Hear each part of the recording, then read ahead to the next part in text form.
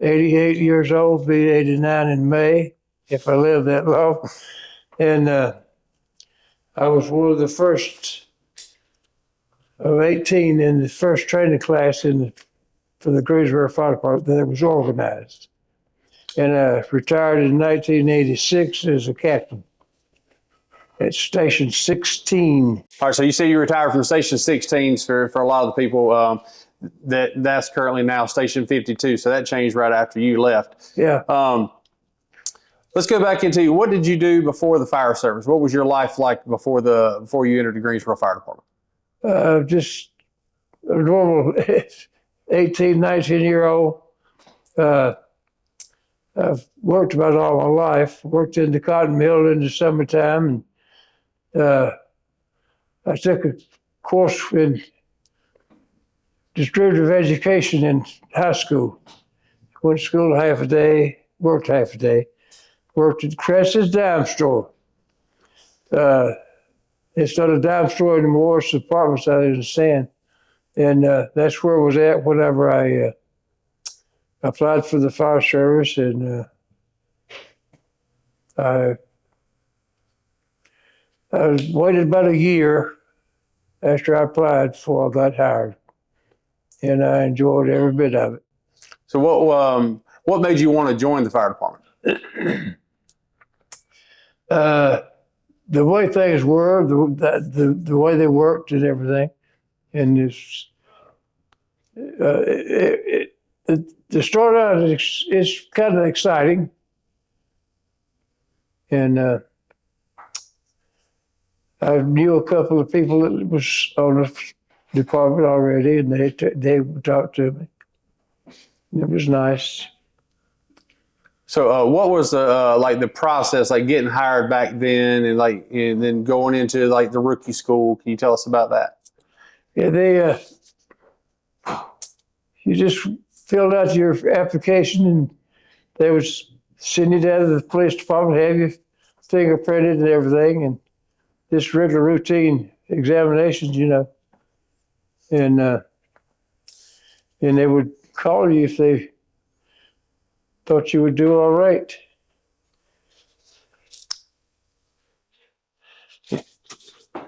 Mahlon, how long was your training class? How long did that last? Our training class was 4 weeks, Larry. And we really crammed a lot in those 4 weeks because we spent probably 1 week cleaning up the place since the contractors left. But I think we done good, and there was a lot we had to learn after we come out. But out of our training class, there was 1, 2, 3, 4, 5, possibly 6. I can't remember whether Randall Simpson ever made captain before he had to retire or not. And out of those 6, there was captain. 2 of them went on to be chiefs, and 1 of them was the chief of the fire service, fire department. So I think our class done real good. They worked good together. They stayed good together, and we would always get together on the 1-year anniversary. And it wouldn't all fall on one person to do everything. I'd have it 1 year, and McCarter would have it 1 year, and we would get together, and it was nice knowing, the guys. You being in class number 1, we're up to 88, 87, somewhere. Hiring the 82nd. 82nd. Okay, so that's really good. Who in your class, who helped you? I think Al Stewart. Okay, good. He was the driver on Engine 1 whenever I come out of training, and he would help me a whole lot. All right, man. When we talk about you getting hired and going through the process, what was the starting salary in 1956? The best that I could remember, $268 a month. It was either 268 or 278. And back then, was that like do you feel like that was a fair amount of money back then, or you feel like that was more than what most people were making? That was a pretty fair amount for the times, yeah. When you were in rookie school, do you think about any moments now that you still remember from 1956, like your first day or things that went on and funny moments that happened during your training class? Yeah. We didn't have a safety net like the class that followed us did. And some of the city officials were out there one day, and it was kind of drizzling rain. And we were showing them our palm pier exercises. I don't know whether they even do that anymore or not. They do not, sir. They do not. They had a wooden one and a aluminum. And you had to climb up to the top of that thing using both palm piers. And time we got done, we were tired. And everything was soaking wet, but we made it. And they enjoyed seeing what we were doing. So coming out of rookie school or your first academy, can you tell us about your first assignment, like where you were located at? You know, what types of calls you would have ran in 1950? I was on Engine 2 at Central Station. And my first captain was Clyde Marsh. And the driver at that time was Paul Brown. And I forget who, I believe it was Ted Weeks was on the back of the truck along with me. Now, did y'all play? I know, like, nowadays we still like to play pranks and stuff like that. Did y'all do like a lot of pranks and jokes on each other at the firehouse? Yeah, they would short sheet somebody every once in a while. And but everybody had a pretty good time when they wasn't out on the call or anything. Hey, let's explain what short sheet. A lot of it wasn't in the military or whatever. Don't know what short sheet. I wasn't in the military either, but it would be it would remake your bed, and the sheet that you slept on would be just cover half the bed, and you had to stop. You couldn't put your feet all the way out. What did you take away from firehouse living that you incorporated into your life at home? Like, when you going home, raising your kid, being married, what did you take home from the firehouse? Yeah, there's a lot of things I did around the firehouse, and went home and kind of go along with it with my wife and everything. Both of us learned how to cook together, I think, and learned how to make the bed, mop the floors, and dust and everything. All of it plays right into your house life. Do you remember your first call, and do you remember your first fire? I remember the first call, yes, sir. It was on East Market Street, right past Murray Boulevard at the time. Went to bed that night, and this guy that was sleeping next to me, he said he'd look out for me. And it must have been about 1 o'clock in the morning. The lights in the bedroom come on. The bell started going off, and I thought, what in the world is that? And he said, get up. We're going to call. And it was just a place of business there on East Market Street. And I don't remember what it was. Anyway, it looked like somebody had piled up some trash on the second floor and set it on fire, but we got it before it got out of hand. And I think one of my first calls was off East Market Street too. The house was on fire. It's a single-story house. And I caught the hydrant as we went in. And whenever I got there to get an inch and a half line, they told me, says, get something on to get into the house. Ted Weeks had got up on the house by himself, no water or anything, and the roof gave way and he fell down. But he got saved before. So back then he got saved. Like nowadays we have like RIT teams and certain crews assigned to that. Yeah. So how did y'all go about the process of getting him out or saving him? Just whoever got there first. I mean, there was no as far as I know, there was nobody assigned to that particular chore. Mahlon, back then, and I was part of that when I was younger, you didn't wear self-contained breathing apparatus. You just eat the smoke. Right? Yeah. So Unless the smoke was really heavy.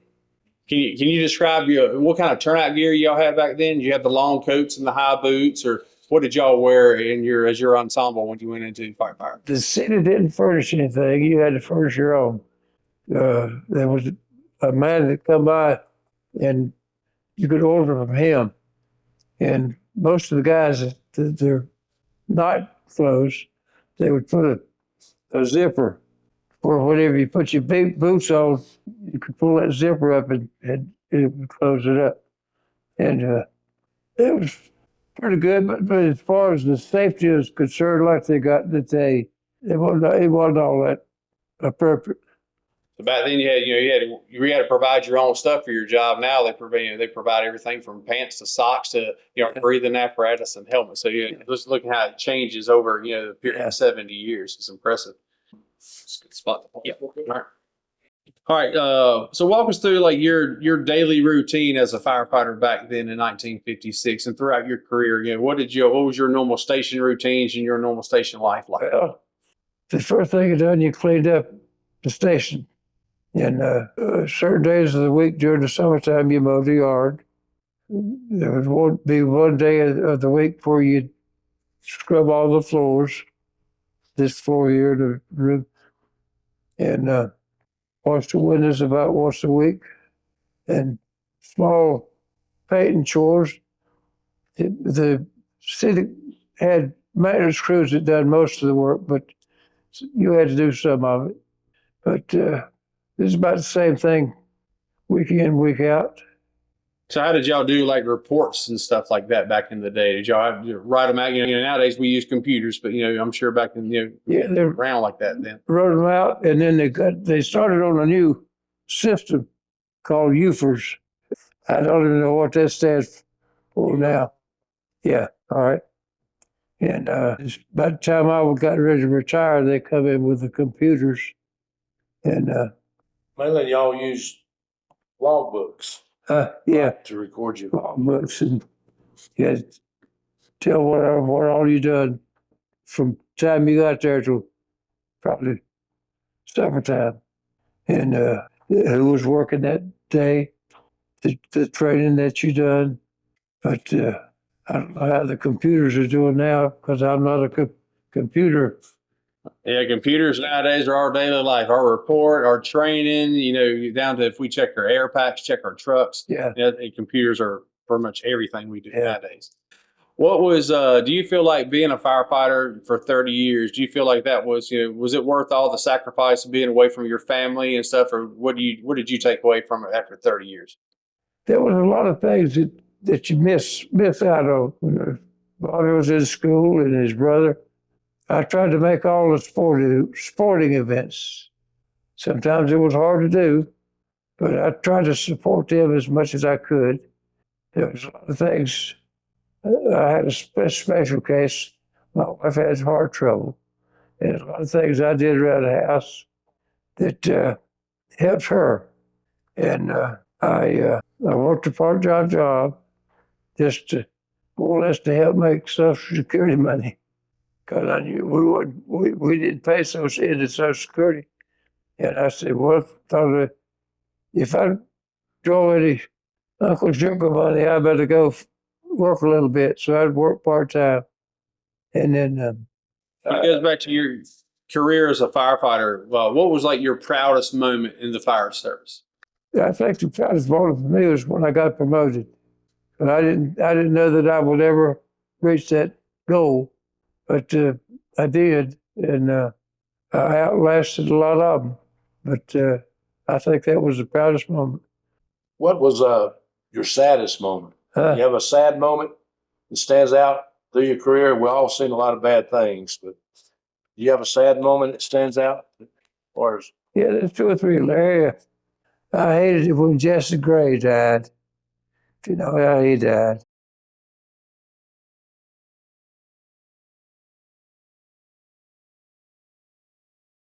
And the big lumber fire over Lee Street, they were calling all firemen in. And Captain Honeycutt skipped me because he knew my situation with my wife, and she was didn't know whether she was going to go to the hospital or not. So I volunteered to go down. And I don't know who had my gear home, but I had a raincoat, and it belonged to Price. He was on the scene, and I hitched a ride on one of the trucks and went over there, and word got out that Price was killed in the fire, and there I was wearing his raincoat, and it makes you feel funny. And this happened here recently. Jay McCarter was serving his 90th birthday, and the guys that he worked with over the years got together and were having a hot dog meal for him.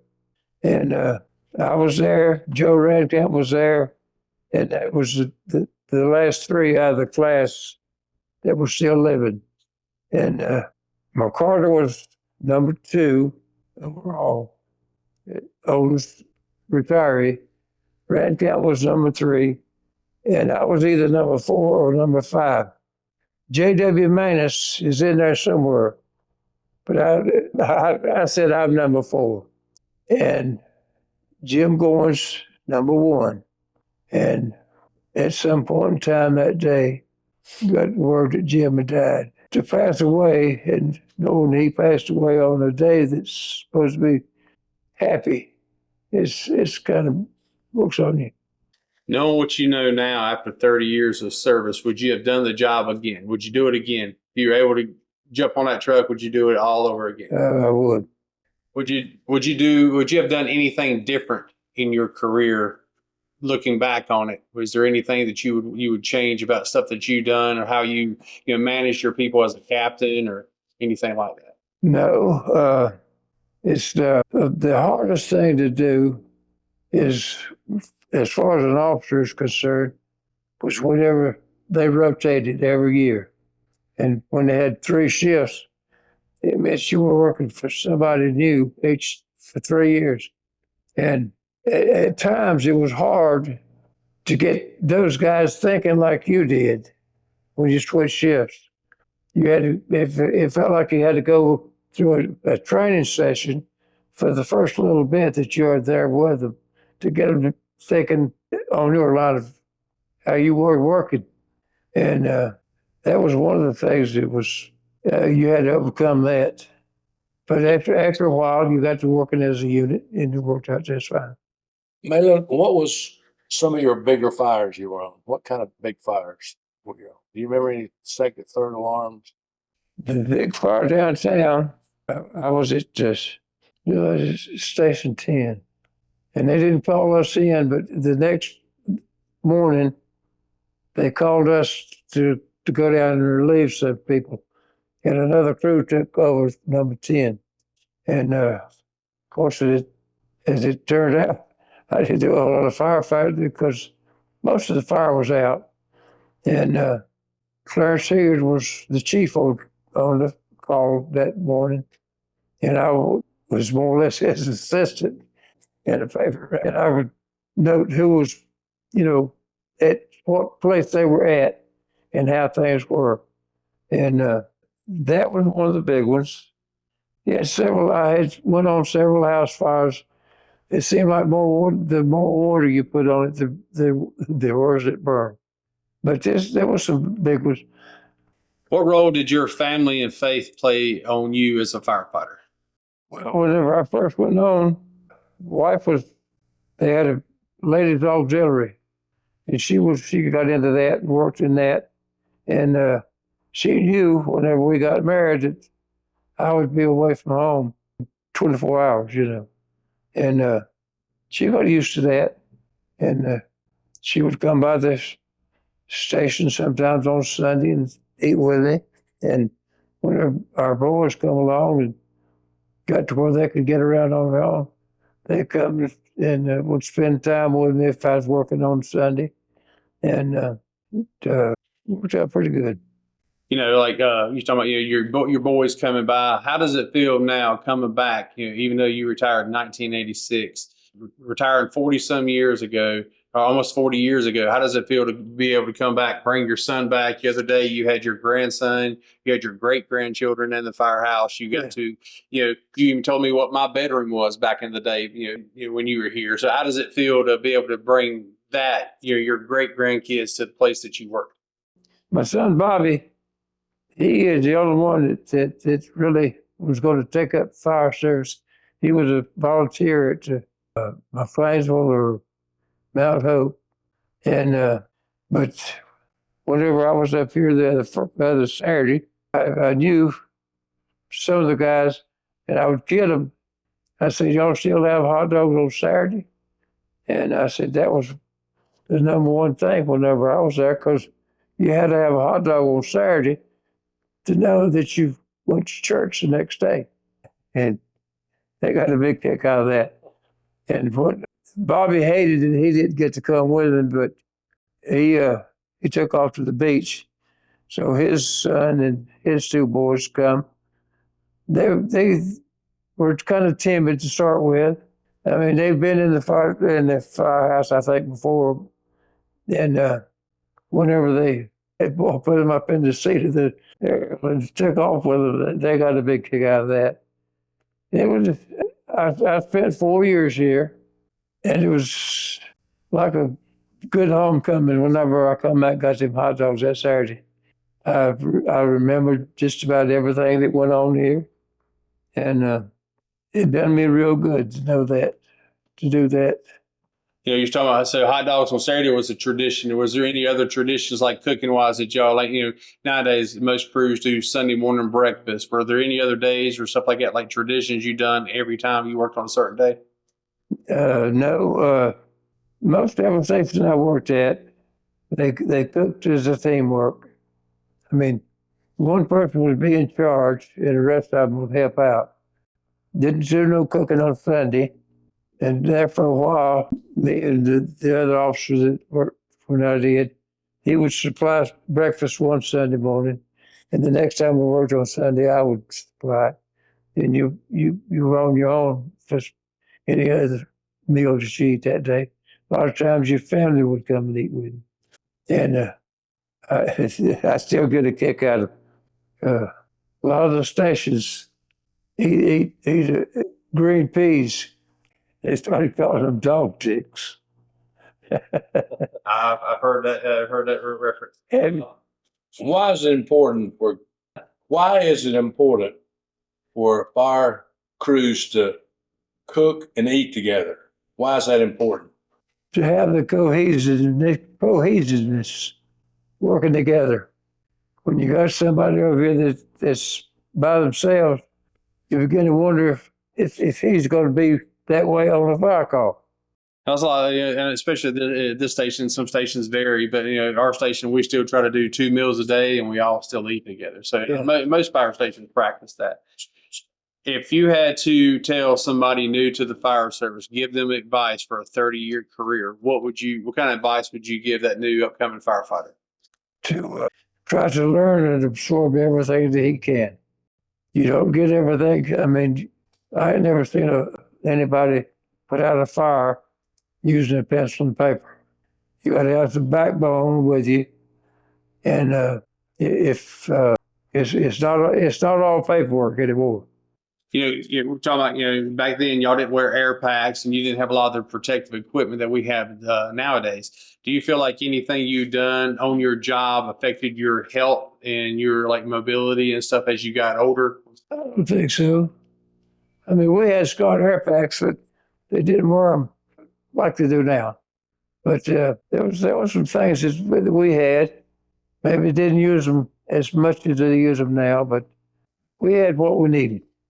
Had what you needed, or had what you were supplied with at the time, right? Yeah.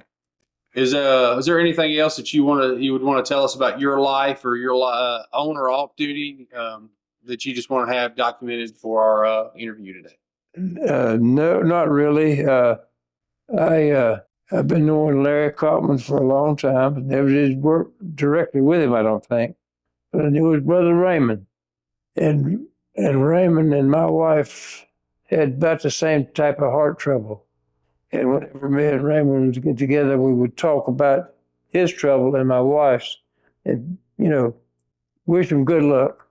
And I never did work directly with Raymond, but I knew him, and it was kind of a sad day that I believe it was on a Sunday that they were playing basketball out there, and he died of a heart attack, I believe, there. But my wife finally succumbed to the same thing, and the fire department was good to me, and the guys that worked with me, they would give up a day so that I could go visit or whatever not. And it's just a sad situation sometimes. Mahlon, what would you like for the Greensboro Fire Department to remember about Mahlon Hancock? Anything you'd like to remember you by? That he was fair and honest. What would you like for your family to remember about Mahlon Hancock?